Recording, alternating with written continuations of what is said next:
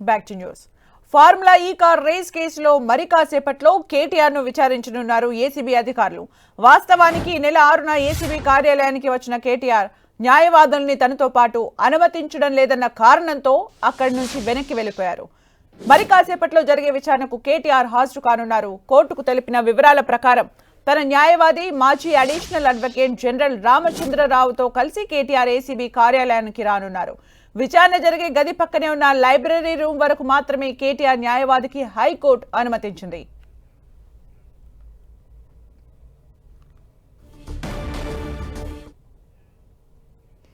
ఇక మరిన్ని అప్డేట్స్ కేటీఆర్ నివాసం దగ్గర నుంచి మా ప్రతినిధి శ్రీకాంత్ అందిస్తారు. శ్రీకాంత్. సుమిత్ర, మరి కాసేపట్లో కేటీఆర్ నందినగర్ నివాసం నుంచి ఏసీబీ కార్యాలయానికి వెళ్లనున్నారు. ఇప్పటికే నందినగర్ నివాసానికి పార్టీకి చెందిన నేతలు, మాజీ మంత్రులు, ఎమ్మెల్యేలు, ఎమ్మెల్సీలు చేరుకోవడం జరిగింది. కొద్దిసేపటి క్రితం మాజీ మంత్రి హరీష్ రావు కూడా చేరుకోవడం జరిగింది. నందినగర్ నివాసం వద్ద ఒక ఉత్కంఠ పరిస్థితులు నెలకొన్నాయని చెప్పుకోవచ్చు. పోలీసులు కూడా ఈ నందినగర్ నివాసం వద్ద భారీగా మోహరించారు. నేతలు ఒక్కొక్కరు కేటీఆర్ నివాసానికి చేరుకుంటున్నారు. మరి కాసేపట్లో కేటీఆర్ నందినగర్ నివాసం నుంచి ఏసీబీ విచారణకు హాజరయ్యేందుకు బయలుదేరనున్నారు. అయితే విచారణకు హాజరయ్యే ముందు కేటీఆర్ చేసిన ట్వీట్ ఇప్పుడు ఒక చర్చకు దారితీస్తుందని చెప్పుకోవచ్చు. కొద్దిసేపటి క్రితం కేటీఆర్ ట్వీట్ చేయడం జరిగింది. ఫార్ములా ఈ కార్ రేసు వ్యవహారంలో తాను ఎక్కడా అవినీతికి పాల్పడలేదని, తాను తీసుకున్న ఈ నిర్ణయంతో ఫార్ములా ఈ కార్ రేసు వ్యవహారంలో రాష్ట్రానికి పెట్టుబడులు అంటే దాదాపు 1200 కోట్ల రూపాయల పెట్టుబడులు వచ్చాయన్న అభిప్రాయాన్ని కేటీఆర్ వ్యక్తం చేయడం జరిగింది. కేటీఆర్ ట్వీట్ ని మనం పరిశీలించినట్లయితే ప్రభుత్వం తనపై మోపిన ఫార్ములా ఈ అక్రమ కేసు అంశంలో బంజారాహిల్స్లోని ఏసీబీ కార్యాలయంలో విచారణకు హాజరున్న భారత రాష్ట్ర సమితి కేటీఆర్ కీలక వ్యాఖ్యలు చేశారు. సామాజిక మాధ్యమం ఎక్స్లో ఈ పోస్ట్ చేయడం జరిగింది. హైదరాబాద్ నగర బ్రాండ్ ఇమేజ్ తో పాటు తెలంగాణకు ప్రపంచవ్యాప్త గుర్తింపు తెచ్చేందుకు ప్రతిష్టాత్మక ఫార్ములా కంపెనీని ఎంతో కష్టపడి తీసుకొచ్చారని ఈ ట్వీట్ లో కేటీఆర్ పేర్కొనడం జరిగింది. ఎలక్ట్రానిక్ వాహన రంగంలో హైదరాబాద్ ను గమ్యస్థానంగా మార్చాలన్న లక్ష్యంగా ఫార్ములా ఈ గొప్ప ఎజెండాతో ముందుకు తీసుకొచ్చామని ఈ ట్వీట్ లో కేటీఆర్ చెప్పడం జరిగింది. తెలంగాణ మొబిలిటీ వ్యాలీలో ఎలక్ట్రానిక్ వాహనాల ఇన్నోవేషన్, రీసెర్చ్ మరియు తయారీ రంగాల్లో పెట్టుబడులు తెచ్చి ఉపాధి అవకాశాలు కల్పించాలన్న లక్ష్యంగా ఈ నిర్ణయం జరిగిందని కేటీఆర్ పేర్కొనడం జరిగింది. ఫార్ములా ఈ సందర్భంగా నిర్వహించిన ఈ మొబిలిటీ వీక్ ద్వారా 12,000 కోట్ల రూపాయల పెట్టుబడులను రాష్ట్రానికి ఆకర్షించగలిగామని కేటీఆర్ వెల్లడించారు. కానీ విఘ్నులైన తెలంగాణ ప్రజలకు ఈ అంశం తెలుసు అంటూనే మా ప్రభుత్వ విజన్ ను, నిజాన్ని తెలంగాణ ప్రజలు తప్పకుండా గుర్తిస్తారంటూ కేటీఆర్ ట్వీట్ చేయడం జరిగింది. విచారణకు హాజరయ్యే ముందు ఈ ట్వీట్ చేయడం ఒక అంటే నేతలందరిలో కూడా ఒకసారి చర్చనీయాంశంగా మారిందని చెప్పుకోవచ్చు. ఈ నెల 6వ తేదీన అంటే 2 రోజుల క్రితం కేటీఆర్ ఏసీబీ విచారణకు హాజరయ్యారు. కానీ ఆ రోజు న్యాయవాదులతో కలిసి హాజరు కావడంతో ఏసీబీ అధికారులు విచారణకు అనుమతించలేదు. కేటీఆర్ ఒక్కరినే విచారణకు అనుమతిస్తామని చెప్పడంతో కేటీఆర్ ఆ రోజు రోడ్డుపైనే స్టేట్మెంట్ ఇచ్చి ఆ తర్వాత బయలుదేరడం జరిగింది. ఈ రోజు న్యాయవాదుల అనుమతితో అంటే హైకోర్టు సూచనలతో అడిషనల్ అడ్వకేట్ జనరల్, మాజీ అడ్వకేట్ జనరల్ రామచంద్రరావుతో కలిసి ఈరోజు ఈ ఏసీబీ విచారణను కేటీఆర్ ఎదుర్కొనున్నారు. సుమిత్ర, అంటే శ్రీకాంత్, కేటీఆర్ నివాసం దగ్గర ఎలాంటి వాతావరణం కనిపిస్తుంది? కేటీఆర్ ఎప్పుడు అక్కడి నుంచి స్టార్ట్ అయ్యే అవకాశం కనిపిస్తుంది? అక్కడికి బీఆర్ఎస్ నేతలు కూడా చేరుకున్నట్టుగా తెలుస్తుంది. ఎవరెవరు కేటీఆర్ నివాసానికి చేరుకున్నారు? అంటే మాజీ మంత్రి హరీష్ రావు కొద్దిసేపటి క్రితమే చేరుకున్నారు. మాజీ హోంమంత్రి మహమూద్ అలీ, పలువురు ఎమ్మెల్యేలు, ఎమ్మెల్సీలు, మాజీ మంత్రులు ఈ కేటీఆర్ నివాసానికి చేరుకున్నారు. ఎమ్మెల్సీ సోదరి కేటీఆర్ సోదరి కవిత కూడా ఎమ్మెల్సీ నివాసానికి చేరుకున్నారు. 9:30 గంటల ప్రాంతంలో కేటీఆర్ నివాసం నుంచి ఏసీబీ కార్యాలయానికి బయలుదేరే అవకాశం ఉంది. ఇప్పటికే కేటీఆర్ బయలుదేరేందుకు మొత్తం రెడీ అయిందని చెప్పుకోవచ్చు. వచ్చి అంటే పార్టీ నేతలతో అంటే పెద్ద ఎత్తున నేతలు తరలి రావడంతో వారందరితో కేటీఆర్ మాట్లాడుతూ ఉన్నారు. జరగబోయే పరిణామాల గురించి ఒకసారి చర్చిస్తా ఉన్నారు. ఎలా ప్రభుత్వం ఎలా కుట్రతో వ్యవహరిస్తుంది, మనం ఏం చేయాలి భవిష్యత్తులో అన్న దానిపై 2-3 రోజులుగా అదే చర్చలు జరుపుతున్నట్టు మనం చెప్పుకోవచ్చు. ఈ రోజు కూడా కేటీఆర్ విచారణకు వెళ్లే ముందు నేతలు పెద్ద ఎత్తున రావడంతో ఈ రోజు కూడా నేతలతో దానికి సంబంధించిన అంశాలపైనే చర్చ జరుపుతున్నారు.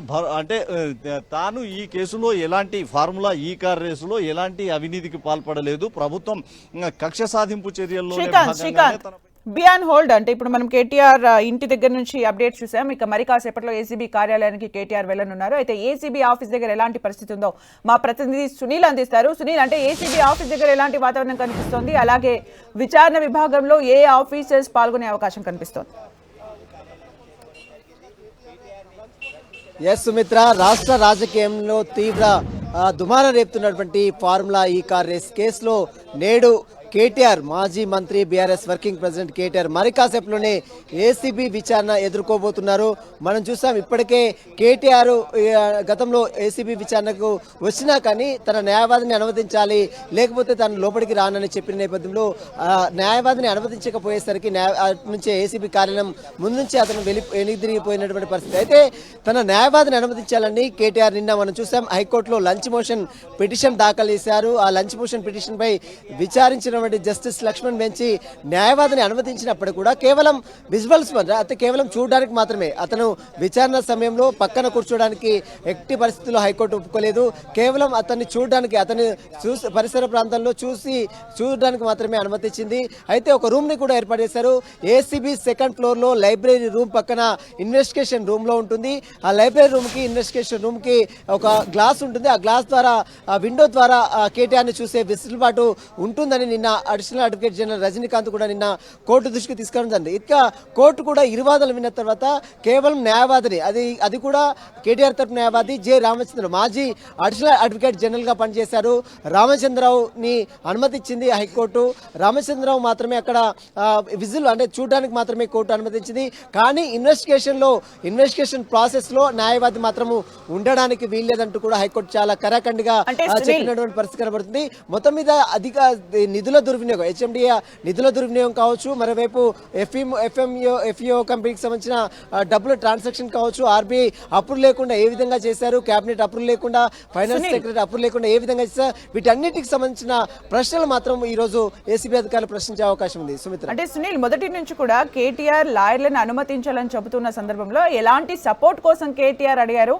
ఇప్పుడు కోర్టు ఏవైతే ఆర్డర్స్ ఇచ్చిందో జస్ట్ చూడడానికి మాత్రమే, అంటే ఆ విచారణ జరిగే తీరును పూర్తిగా గమనించే అవకాశం లాయర్కు ఉంటుందా? కేటీఆర్ ఏదైతే కోరారో అది జరుగుతుందా అసలు?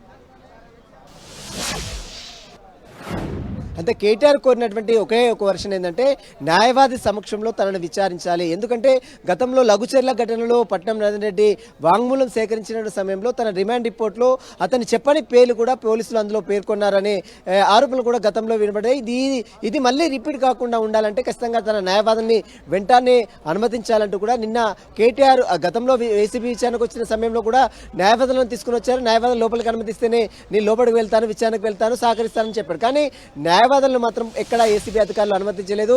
అయితే నిన్న ఏసీబీ న్యాయవాదులు అనుమతించకపోవడంతో హైకోర్టులో లంచ్ మోషన్ పిటిషన్ దాఖలు చేశారు. లంచ్ మోషన్ పిటిషన్లో కూడా కోర్టు ఎక్కడ కూడా విచారణ సమయంలో న్యాయవాదిని అనుమతించలేదు. కేవలం చూడడానికి మాత్రమే, అంటే విజువల్స్ మాత్రమే, అంటే చూడడానికి, అంటే ఎక్కడన్నా మనం చూడవచ్చు సాధారణంగా ఒక పోలీసులు కావచ్చు, లా అండ్ ఆర్డర్ పోలీసులు అయితే ఒక ఎక్యూజ్ని తీసుకెళ్తే అతను లాఠీ చార్జ్ చేస్తారు, కొడతారు. కానీ ఇక్కడ అలాంటి ఏం జరగదు. నిన్న కోర్టు కూడా చాలా స్పష్టంగా చెప్పింది, ఒక మాజీ మంత్రిగా ఉన్నారు, 5 సార్లు ఎమ్మెల్యేలుగా ఉన్నారు, ఎందుకు మీరు భయపడుతున్నారనే పదే నిన్న కేటీఆర్ తరపు న్యాయవాదిని క్వశ్చన్ చేయడం జరిగింది. కానీ కేటీఆర్ తరపు న్యాయవాది మాత్రము సుప్రీంకోర్టు పలు జడ్జిమెంట్లు ఉన్నాయి, న్యాయవాదిని అలో చేయొచ్చు అనే వాదన బలంగా వినిపించినప్పుడు కూడా అటు కోర్టు మాత్రం ఎక్కడ కూడా కన్సిడర్ చేయలేదు. అవినాష్ రెడ్డి కేసులో కూడా జస్టిస్ లక్ష్మణ్ బెంచ్, నిన్న హైకోర్టు తీర్పు ఇచ్చినటువంటి జస్టిస్ లక్ష్మణ్ బెంచ్ గతంలో కూడా కేవలం విజువల్స్ అంటే చూడడానికి మాత్రమే గతంలో కూడా కడప ఎంపీ అవినాష్ రెడ్డి సిబిఐ కేసులో వెసులుబాటు ఇచ్చిండు. అదే తరాలో ఇప్పుడు కూడా కేవలం చూడడానికి మాత్రమే వెసులుబాటు ఇస్తాను, కానీ ఇన్వెస్టిగేషన్ సమయంలో మాత్రం ఎట్టి పరిస్థితుల్లో అనుమతించే ప్రసక్తే లేదంటూ కూడా నిన్న కోర్టు చాలా క్లియర్గా ఆదేశాలు జారీ చేసింది. దీంతో ఈరోజు మరి న్యాయవాదిని తీసుకుని వస్తారా లేదా? ఎందుకంటే నిన్న కోర్టు కేటీఆర్ మాత్రం ఒకటే చెప్తారు, న్యాయవాది ఉంటేనే తాను విచారణకు వస్తానని చెప్పిన నేపథ్యంలో కోర్టు కూడా అందుకు అంగీకరించలేదు. కాబట్టి ఇప్పుడు కేవలం ఒక అతన్ని తీసుకుని కేటీఆర్ ఇప్పుడు ముందున్నటువంటి ఆప్షన్ ఏంటంటే కేవలం అతని విచారణ రావాలి, కేవలం తన న్యాయవాదిని తీసుకొచ్చి లైబ్రరీ రూమ్ లో పక్కన కూర్చోబెట్టాల్సిన అవసరం మాత్రమే ఉంటుంది. సుమిత్ర, అంటే సునీల్, అంటే కేటీఆర్ లాస్ట్ టైం అక్కడికి ఎంక్వైరీకి విచారణకు వచ్చిన సందర్భంలో అక్కడ ఒక రకమైన హైడ్రామా అయితే కనిపించింది. దాదాపు 45 నిమిషాల పాటు ఒక హైడ్రామా అయితే అక్కడ కనిపించింది. మరి దాన్ని దృష్టిలో పెట్టుకుని ఈ రోజు ఎలాంటి భద్రతా ఏర్పాట్లు చేయడం జరిగింది? ఎస్, ప్రస్తుతం అయితే ఏసీబీ కార్యాలయం వద్ద భారీ బందోబస్తును ఏర్పాటు చేశారు. ఇక్కడ కూడా అంటే బీఆర్ఎస్ శ్రేణులు ఇక్కడికి వచ్చి ఈ నినాదాలు చేయడము, స్లోగన్ చేయడం, ఆందోళన చేయడం లాంటి పరిసర ఏమన్నా సంఘటనలు చోటు చేసుకునే అవకాశం ఉన్న నేపథ్యంలో పోలీసులు కూడా దాదాపు 200 మీటర్ల మేరకు మనం చూడొచ్చు. మొత్తం ఈ యొక్క ఏసీబీ కార్యాలయం మొత్తం కూడా పరిసర ప్రాంతాలు మొత్తం కూడా పూర్తిగా పోలీసులు ఆక్యుపై చేశారు. ఎవరిని కూడా లోపలికి అనుమతించడం లేదు. ఇక్కడ ఉన్నటువంటి వెస్ట్ జోన్ డీసీపీ విజయ్ కుమార్తో పాటు స్థానికంగా ఉన్నటువంటి బంజారాహిల్స్ ఇన్స్పెక్టర్ కావచ్చు, ఏసీబీ కావచ్చు, అడిషనల్ డీసీపీ కావచ్చు, వీరందరూ కూడా మొత్తం కూడా బారికేడ్లను ఏర్పాటు చేసి లోపలికి ఎవరిని కూడా అనుమతించకుండా పటిష్టమైన నిఘాను ఏర్పాటు చేసిన పరిస్థితి కనబడుతుంది. ఇక 200 మీటర్ల మీరు మెయిన్ రోడ్లో మాత్రం బారికేడ్లు ఏర్పాటు చేశారు. కార్యకర్తలు మాత్రము ఎవరిని కూడా లోపలికి అనుమతించడం పరిస్థితి కనబడుతుంది. కేవలం ఈ దారిన వెళ్ళేటువంటి ఈ రూట్లో ఉన్నటువంటి నివాసాల్లో ఉన్నటువంటి వారిని మాత్రం లోపలికి అనుమతిస్తున్నారు. వారందరినీ కూడా చెక్ చేస్తున్నారు. కార్యకర్తలు మాత్రం ఎవరిని కూడా ఈ పరిసర ప్రాంతాల్లోకి పోలీసులు అనుమతించే పరిస్థితి మాత్రం కనబడుతుంది. మొత్తం మీద మరి కాసేపులోనే తన నివాసం నుంచి కేటీఆర్ ఇక్కడికి ఏసీబీ కార్యాలయానికి విచారణకు హాజరు కాబోతున్నారు. ఈ విచారణలో కూడా ఇప్పటికే ఏసీబీ అధికారులు అనేక ప్రశ్నలు కూడా క్వశ్చన్ అవర్స్ కూడా సిద్ధం చేసుకున్నారు కూడా సమాచారం తెలిసింది. దాదాపు 30 నుంచి 40 ప్రశ్నల వరకు సిద్ధం చేసుకున్నారు. ఎందుకంటే అసలు విదేశీ కంపెనీతో, ఎఫ్ఈఓ కంపెనీతో ఎవరు ఒప్పందం చేసుకున్నారు, హెచ్ఎండిఏ నిధుల దుర్వినియోగం అసలు ఏ విధంగా జరిగింది, క్యాబినెట్ అప్రూవల్ లేకుండా మీరు నిధులను ఏ విధంగా ట్రాన్సాక్షన్ చేశారు, మరోవైపు ఐటీ శాఖకు 8 కోట్లు నష్టం వాటిల్లి దానికి ఎవరు బాధ్యత వహించాలి, ఆ నష్టం వాటిల్ల దానికి ప్రధాన కారణాలు ఏంటి, అసలు క్యాబినెట్ అప్రూవల్ ఎందుకు లేదు, ఎందుకు ప్రభుత్వాన్ని మీరు సంప్రదించలేదు, ప్రభుత్వ అనుమతి ఉందా లేదా, కేవలం మంత్రిగా మీరు మాత్రమే దీనిపై సిగ్నేచర్ చేశారని అధికారులు చెప్తారు. ఎందుకంటే నిన్న మనం చూసాం అరవింద్ కుమార్ స్టేట్మెంట్లు కూడా అనేక ప్రశ్నలు కూడా కురిపించారు. కాబట్టి అరవింద్ కుమార్ స్టేట్మెంట్ బేస్ చేసుకొని నిన్న అరవింద్ కుమార్ ఏదైతే కొన్ని ఎవిడెన్స్ ఇచ్చాడో ఆ ఎవిడెన్స్ని బేస్ చేసుకుని ఈరోజు కేటీఆర్ని కూడా సుదీర్ఘంగా ఏసీబీ అధికారులు ప్రశ్నించే అవకాశం ఉంది.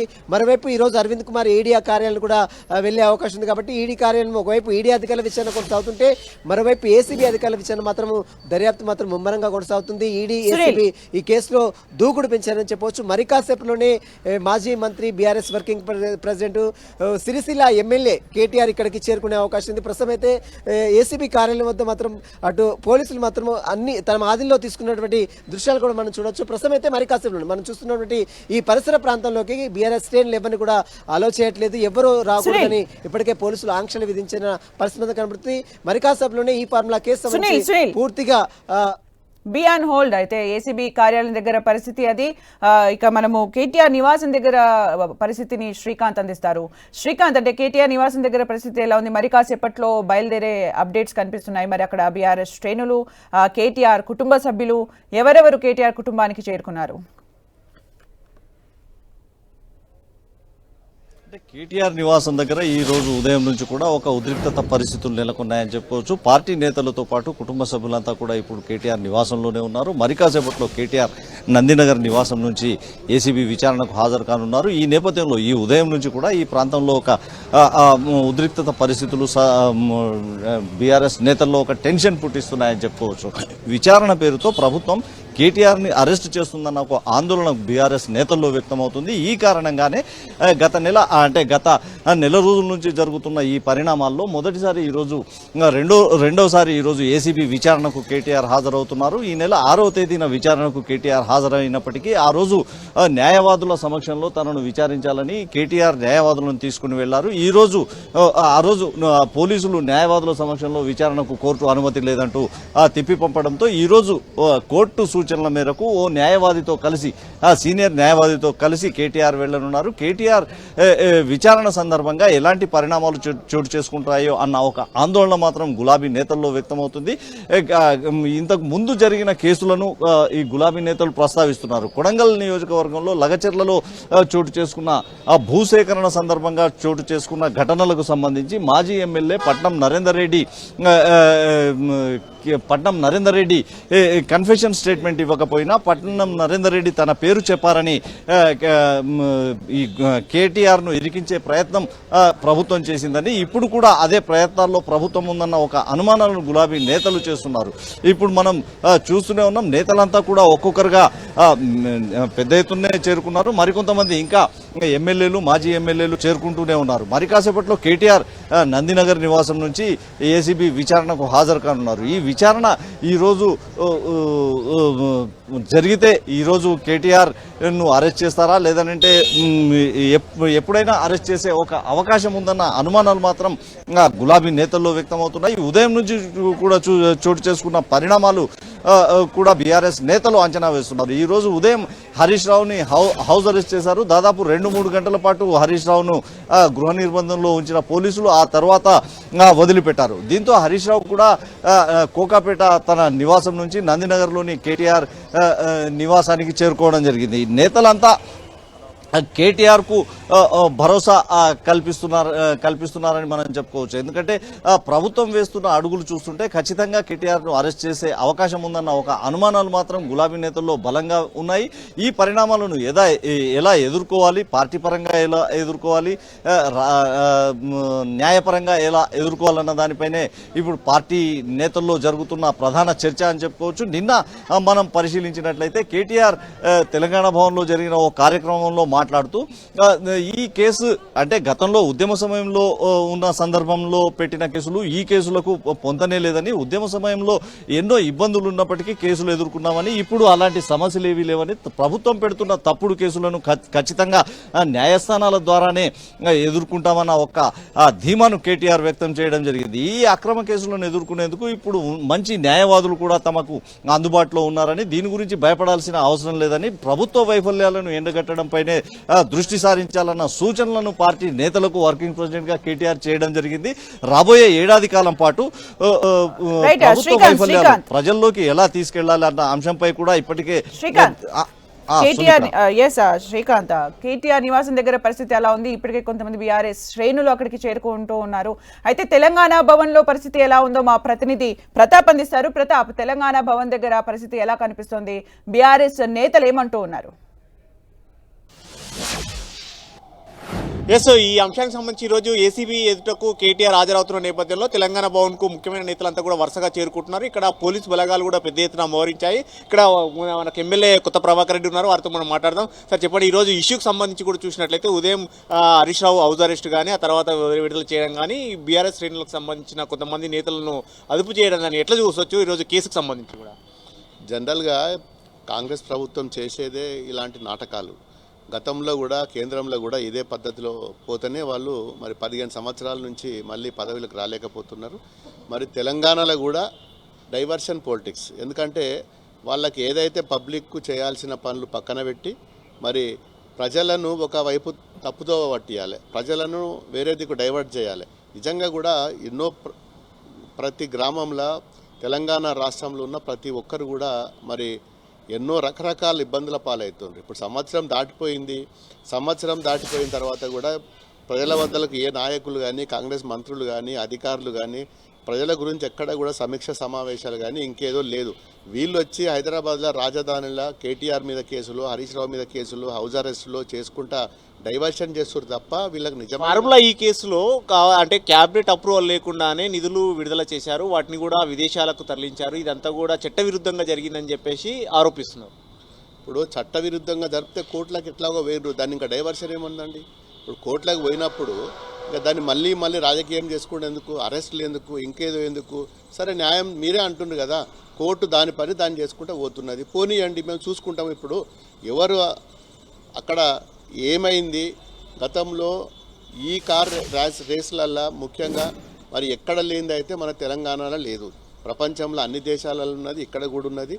రాష్ట్రంలో ఒక రాష్ట్రంలో హైదరాబాద్ అంటే ఒక బ్రాండ్ ఇమేజ్ పెంచాలని చెప్పి కేటీఆర్ గారు అది మరి కొత్త తరాన్ని తీసుకురావాలి, యువతకు మరి ఇది ఒక మంచి మెసేజ్ పోతుంది, మనకి ఇక్కడ టూరిజం పెరుగుతుంది, అన్ని పెరుగుతాయి అని చెప్పి మరి అప్పుడున్న ప్రభుత్వంలో ఉన్న ఒక మంత్రి కాబట్టి, మరి అర్బన్ డెవలప్మెంట్ మంత్రి కాబట్టి ఆయన బాధ్యతగా తీసుకొని ఇమేజ్ పెంచడానికి మరి ఈ ర్యాలీ నిర్వహించడం జరిగింది. సార్, ఈ విషయానికి సంబంధించి కేసు విషయంలోనే మంత్రులు కానీ, ఎమ్మెల్యేలు కానీ, కాంగ్రెస్ పార్టీకి సంబంధించిన వాళ్ళు పదే కామెంట్ చేస్తున్నారు, కేటీఆర్ ఈ కేసులో అరెస్ట్ కాక తప్పదు, అరెస్ట్ అవుతారు అని చెప్పేసి. అరెస్ట్ అనేది వీళ్ళు చేపిస్తున్నారు తప్ప మరి చట్టంలో ఎక్కడ కూడా ఈ సెక్షన్లలో అరెస్ట్ చేయాలని ఎక్కడ కూడా లేదు. ఏదో ఒకటి పెట్టాలి, ప్రభుత్వం మాది ఉన్నది కదా, ఏదో కక్షపూరితంగా ఇంకేదో ఆయన మీద పర్సనల్ గడ్జ్ మీద మరి అరెస్ట్ చేయాలి తప్ప రేపు కోర్టే డిసైడ్ చేస్తుంది కదా.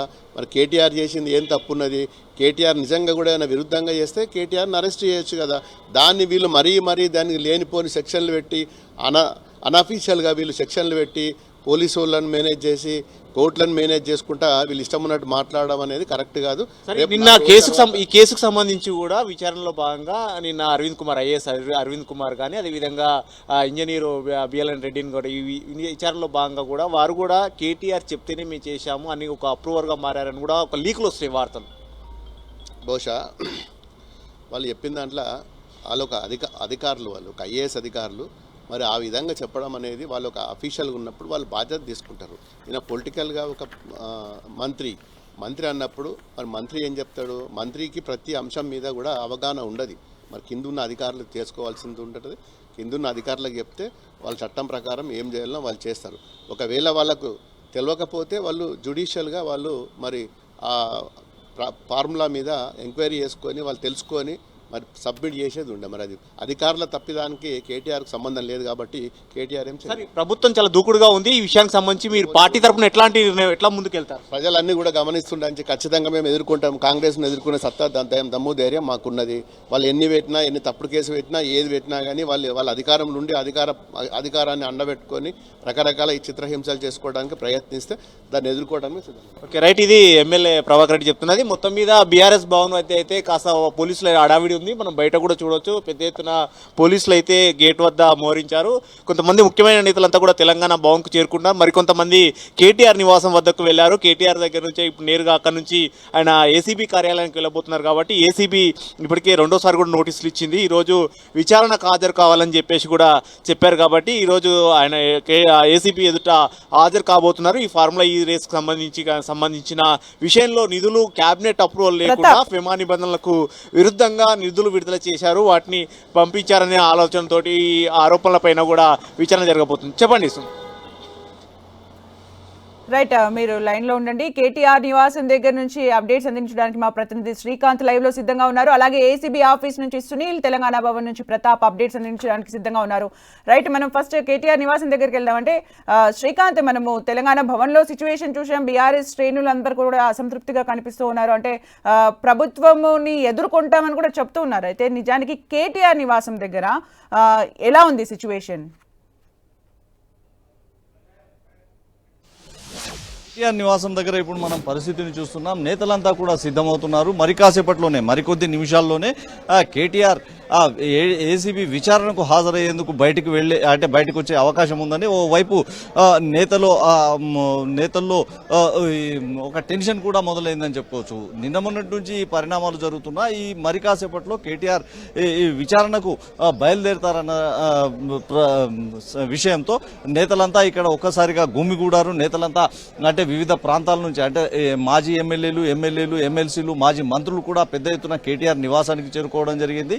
ఈ ఫార్ములా ఈ కార్ రేసు వ్యవహారంలో ప్రభుత్వం చేస్తున్న కుట్రను బీఆర్ఎస్ నేతలంతా తప్పుపడుతున్నారు. అక్రమంగా తమ నేతపై కేసు పెట్టారని బీఆర్ఎస్ నేతలు ఆరోపిస్తున్నారు. కేటీఆర్ కూడా ఇదే అంశాన్ని ప్రధానంగా ప్రస్తావిస్తూ రాష్ట్ర ప్రయోజనాల కోసం రాష్ట్రానికి పెట్టుబడులు ఆకర్షించే లక్ష్యంగానే మొబిలిటీ వ్యాలీలో భాగంగా ఈ ఫార్ములా ఈ కార్ రేసును హైదరాబాద్లో తాము నిర్వహించామని, ఎంతో ప్రతిష్టాత్మకమైన ఇలాంటి కార్ రేస్ నిర్వహణను ప్రస్తుత ప్రభుత్వం అవినీతిగా చూపించడం బాధాకరమైన అభిప్రాయాన్ని కొంతమంది నేతలు వ్యక్తం చేస్తున్నారు. ఈ పరిస్థితుల్లో కేటీఆర్ కూడా గత కొన్ని రోజులుగా ఈ అంశంపై స్పందిస్తూనే ఉన్నారు. తాను ఎలాంటి అవినీతికి పాల్పడలేదని, ఈ కేసులో భయపడాల్సిన అవసరం ఏమీ లేదన్న ఒక ధీమాను కేటీఆర్ వ్యక్తం చేస్తున్నారు. ఇప్పుడు కూడా ఏసీబీ విచారణకు హాజరయ్యేందుకు వెళుతున్న సమయంలో కూడా నేతల మధ్య అదే చర్చ జరుపుతున్నట్టు తెలుస్తుంది. నేతలకు కూడా రాబోయే రోజుల్లో ఎలా అంటే ప్రభుత్వం అనుసరిస్తున్న విధానాలను పరిశీలిస్తున్న పార్టీ ఖచ్చితంగా ప్రభుత్వాన్ని ఎదుర్కోవాలి, ప్రభుత్వ వైఫల్యాలను ఎండగట్టాలి. ప్రభుత్వం అక్రమ కేసులు నమోదు చేసినప్పటికీ ప్రజాక్షేత్రంలో ప్రజలకు కాంగ్రెస్ పార్టీ ఇచ్చిన హామీలను నిలదీసే విధంగానే వ్యవహరించాలన్న సూచనలను కేటీఆర్ నేతలకు చేస్తున్నారు. ఈ ఫార్ములా కార్ రేస్ వ్యవహారంలో అన్ని నిబంధనలకు అనుగుణంగానే జరిగాయి. మున్సిపల్ శాఖ మంత్రిగా హెచ్ఎండిఏలో తాను నిబంధనలకు అనుగుణంగా నిర్ణయం తీసుకున్నానని తన ఆ నిర్ణయానికి అనుగుణంగానే ఈ అధికారులు ఆ ఫార్ములా ఈ కార్ రేస్ నిర్వహణ కోసం నిధులు చెల్లించారన్న అభిప్రాయాన్ని కేటీఆర్ స్పష్టం చేస్తూనే ఉన్నారు. అయితే ఆ నిధుల చెల్లింపు విషయంలో సాంకేతిక సమస్యలు, సాంకేతికంగా అనుసరించాల్సిన విధానాలను ఆ అధికారులు అనుసరించాల్సి ఉంటుందని, అధికారులు తప్పుడు విధానాలు అనుసరిస్తే తనకేం సంబంధం అన్న అభిప్రాయాన్ని కూడా బీఆర్ఎస్ నేతలు అంటే అధికారులు వ్యవహరించిన తీరుకు కేటీఆర్ కు ఏం సంబంధం అన్న అభిప్రాయాన్ని నేతలు వ్యక్తం చేస్తున్నారు. అయితే 46 కోట్ల రూపాయల నిధుల చెల్లింపుకు సంబంధించి ప్రభుత్వం విదేశాలకు నిధులు మళ్లించడంతో ఆ నిధులు నిబంధనలకు అనుగుణంగా ఎలా చెల్లిస్తారన్నది అధికారులు చూసుకోవాలన్న అభిప్రాయాన్ని బీఆర్ఎస్ నేతలు వ్యక్తం చేస్తున్నారు. సుమిత్ర, రైట్, కేటీఆర్ నివాసం దగ్గర పరిస్థితి అది.